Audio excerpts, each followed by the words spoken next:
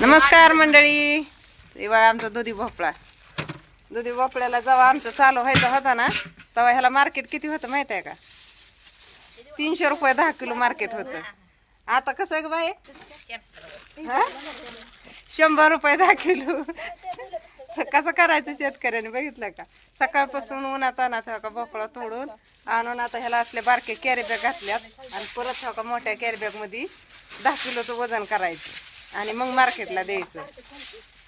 तर मागच्या 15 दिवसात ह्याला रेट ना 300 रुपये 10 किलो होता आणि आत्ता सध्याचा रेट चाललाय 100 रुपये 10 किलो.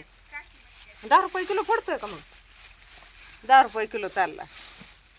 कसं करायचं? परवडतंय का शेतकऱ्याला? नक्की कमेंट मध्ये सांगा, परवडतंय का नाही परवडतंय. हा, नाही परवडत का? आमचा बली म्हणतो नाही परवडत.